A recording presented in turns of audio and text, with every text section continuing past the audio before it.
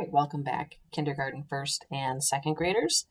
Today we're going to read book 2 of Mercy Watson, and this one is called Mercy Watson Goes for a Ride. Chapter 1. Mr. and Mrs. Watson have a pig named Mercy.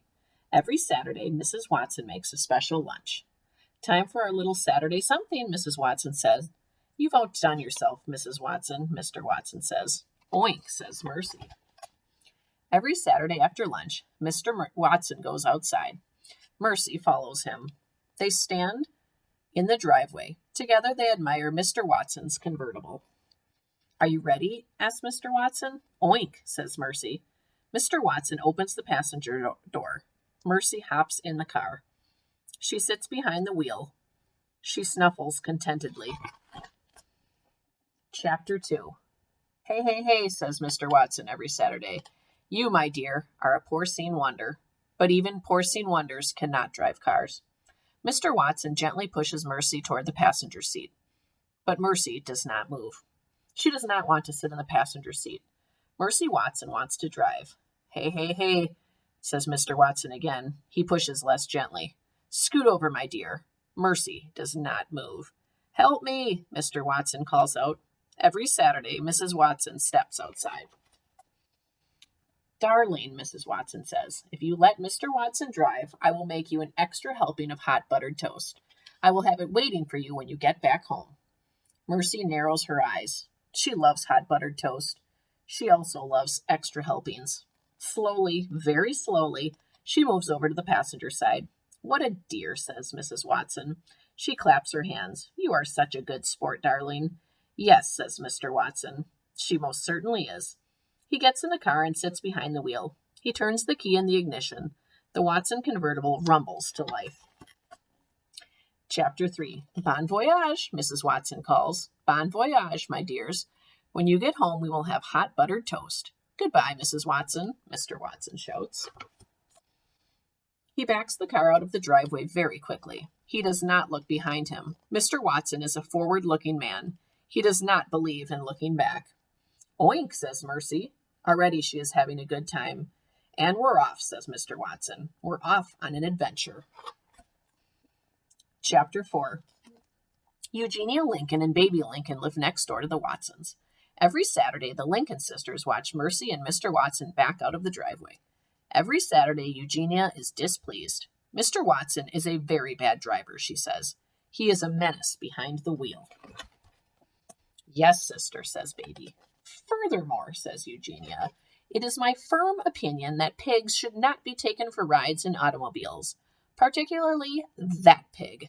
That pig is a sly pig. I do not trust her. No, sister, says baby. Baby looks down the road. The car has disappeared. Mr. Watson and Mercy are gone. Folly, says Eugenia Lincoln. She shakes her fist. It is folly, I say. Yes, sister, says baby. But secretly, baby Lincoln thinks that a little folly wouldn't be a bad thing.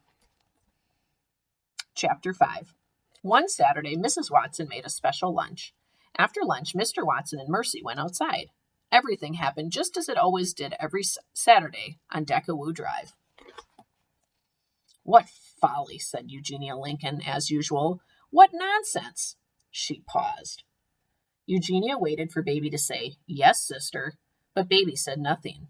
Baby said nothing because baby was not there. Chapter 6. Officer Tomolillo sat in his police cruiser. A pink convertible sped past him. Was that a pig? Officer Tomolillo asked himself. Yes, it was, he answered himself. That most certainly was a pig. Is it illegal to take a pig for a ride? Officer Tomolillo asked himself. I don't believe it is, he answered himself. It is unusual, he continued. But unusual does not equal illegal. However, it is illegal to speed, and that vehicle was definitely speeding. Officer Tomolillo turned on his flashing lights. He pulled out onto the highway. He followed the car with the pig in it. Chapter 7. In the car with the pig in it, the pig was having a very good time. The wind was tickling her ears. The sun was warm on her snout. Even though she was not the one behind the wheel, Mercy was happy. Mr. Watson was happy too. There's nothing like a fast drive to clear the mind, he shouted.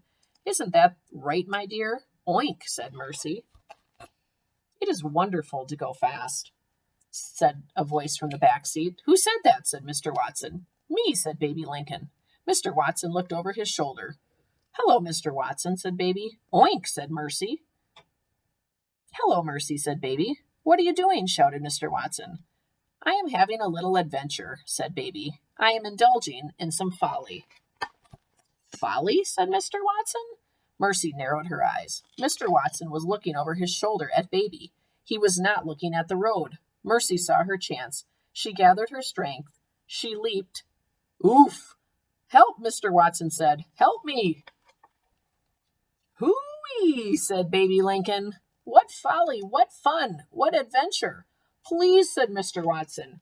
Get off me! He pushed at Mercy with both hands, but Mercy did not move. She put her front hooves on the steering wheel. She was in the driver's seat, and she intended to stay there.